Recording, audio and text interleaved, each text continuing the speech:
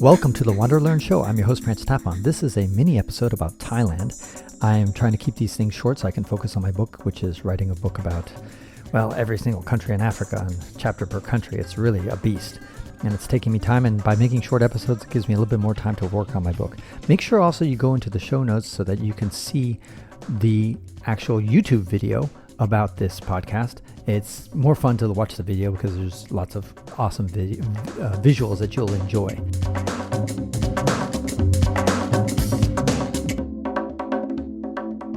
Welcome to the WanderLearn show. I'm your host, Tapon. I'm here with Ric Gazarian of Counting Countries and Global Gaz. And we are coming in from Thailand. My first time here, and you actually live here.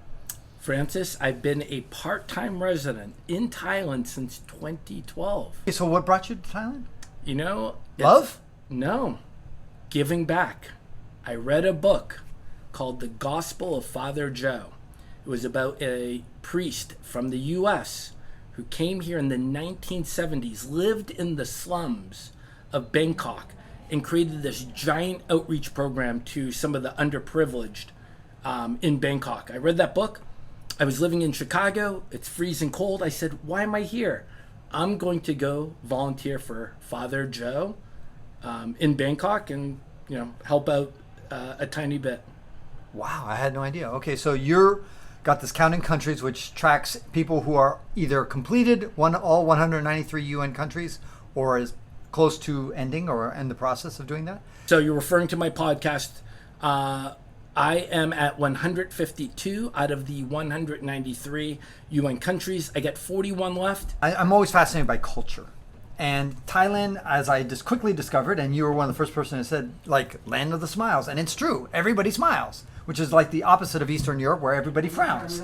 So my question to you is, how sincere, what is behind? I talked to one person who had been back and forth to Thailand. He complained. He said, I've never been invited to a Thai house to have a meal with a Thai. They're very friendly and nice, but you feel like they're straight arming you, that they keep their distance, especially to foreigners, and they don't let you really integrate with their life. You're married to a Thai woman. That's true. So maybe you have a certain insight there. Tell us a little bit about your impression. By the way, if you hear some noise in the background, there was a few Thai workers coming in and out. Francis's staff. I think the hospitality, the warmth is genuine. And, I'm renting a motorbike here down in Phuket. And when I drive into my hotel, there's a security guard. He stands out there, I don't know if it's 8 or 10 or 12 hours a day. It's 40 degrees. Maybe it's raining. He always says, he's like, Sawadee krap, sabadi ma. I talk to him. There's a big smile. I think that's 100% genuine. Okay. But, sure, there's an argument. Let's be realistic. There's a big cultural divide between the average Thai and the average Westerner who comes over here. The average Thai who is maybe the waiter or the security guard, the English is probably not great. Our cultures are foreign to each other. In some ways, we don't share a lot of commonalities. There's some unique differences between our cultures, and Buddhism and religions common in the West.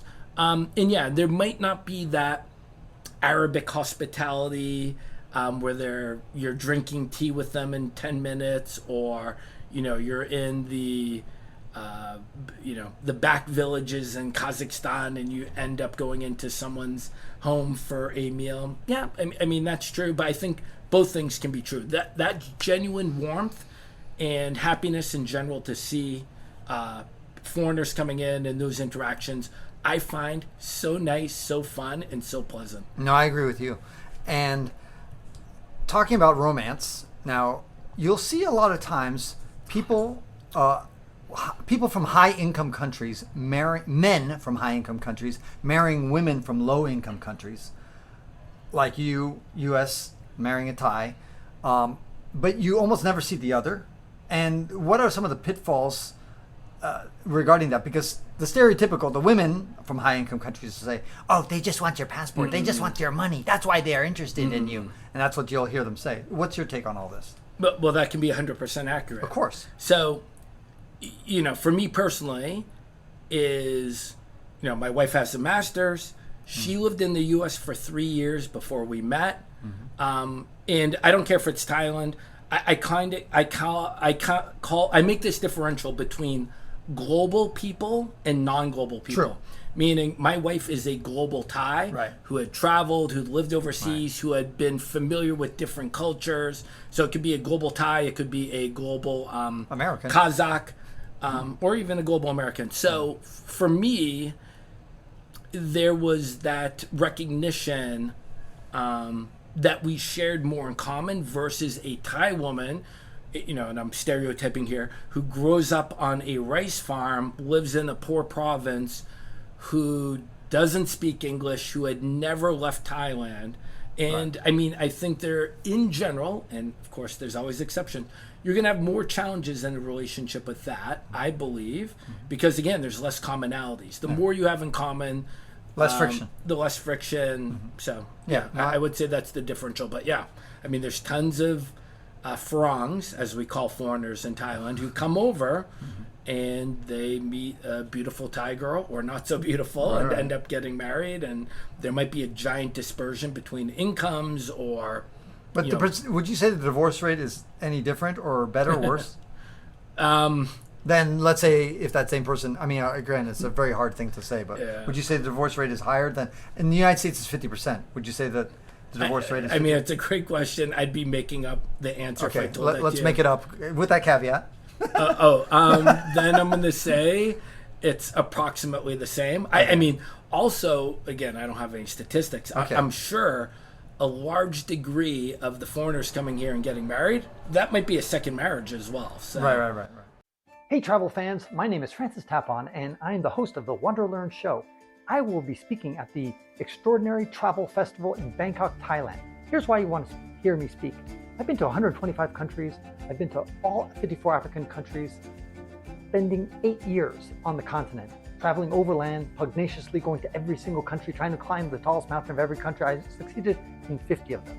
I also walked across America 4 times, walked across Spain twice, and I walked across Madagascar once. And that is the topic of my talk, is walking across Madagascar. No, not the easy way, east to west. No, north to south. And for those who know, Madagascar is long rectangle disc. So go hear that presentation. Come in November 2024, middle of the month.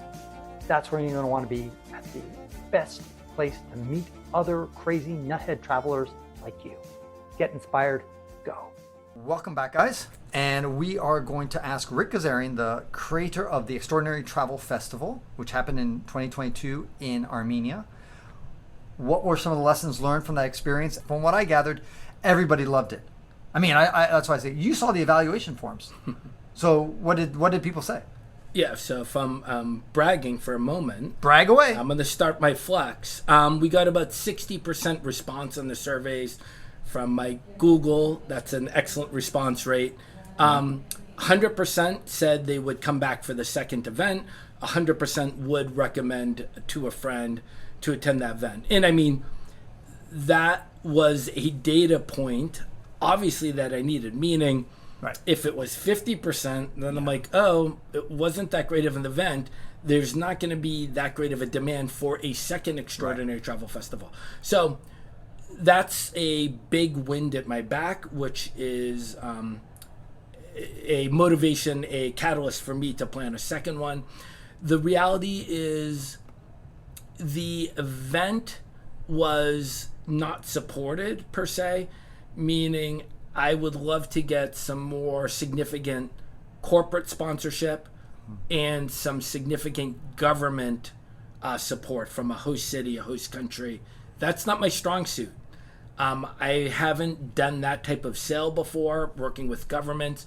So part of this challenge will be getting that learning curve as condensed as possible, and to be able to make and develop some contacts within ministries of tourism and governments, etc., where they'll see the value and worth of this event. And I mean, the reality is I want things to be easier for me the second time, and that will make it easier for me to organize and plan that event. You are a master, Ric, at pursuing activities that render no money. In other words, podcasting and making videos occasionally and creating conferences. I mean, all these things are things that you're just passionate about. It's the only way you're going to be able to complete them. What is it that motivates you? Yeah, I mean, I think it comes first. I love to travel. I mean, that's what it really comes down to. But you're not traveling when you're organizing a conference. You're just sitting back making phone calls, emails, and that kind of stuff. You're not traveling much, a little bit. And then in fact, there's a huge opportunity cost. There's a huge opportunity cost. Yeah. You could see 30 countries during the time that you were sitting there killing yourself talking to Armenians, people who are going to back down on deals that they make. God damn them. 100% true. But I mean, if we look at I think, let's say, the foundation is my love for travel, and then, as a fellow content creator, I mean, we love sharing stories, we love sharing experiences, whether it's read by 10 people or 10,000. We like to share these great memories we have of being on the road and traveling to places. And then I'll extend it one further, the community. So we're here at TBEX, another conference for people in the travel blogging. And while I'm learning a ton, it's also a great time to meet people from the community of travel blogging. So, until the Extraordinary Travel Festival, there was never any really big formal event that brought people from across the world in general who are extreme travelers or chasing 193. And I came up with the idea about like a year and a half ago. And I'm like, I love interacting with these people like yourself, whether it's on a phone conversation, it's email, or on social media. Well, what's better than that? All right. Let's meet in person. Yeah. I hear you. Any final thoughts for the audience? First of all, tell them where to go to find your podcast and other sources. Yeah. So, I mean, Global Gaz, counting countries on your podcast player. I'll put links. And then Extraordinary Travel Festival, if you want to keep up to date on that, extraordinarytravelfest.com. Sign up for the newsletter or join our Facebook group. Excellent. Good luck as you explore and you get closer and closer to the magical number of 193. 193, Francis. Thank you, buddy. This is Francis Tapon encouraging you to wander and learn. And that ends this episode of the WanderLearn podcast, where we explore travel, technology, and transformation. If you'd like to see the show notes with links to what we've talked about, go to wanderlearn.com and click on this episode. If you'd like to connect with me, just remember F Tapon. That's my first initial and my last name. F Tapon is always my social media username. My website is ftapon.com. Do you want to leave me an anonymous voicemail where you can make a comment or ask a question? Then go to speakpipe.com/ftapon. Furthermore, if you'd like to get rewarded for supporting my projects, then go to patreon.com/ftapon. That's where you can pick up some remarkable rewards for as little as $2 a month. Now, 5 quick favors. Number 1, subscribe to the WanderLearn podcast. 2, download it. 3, share it.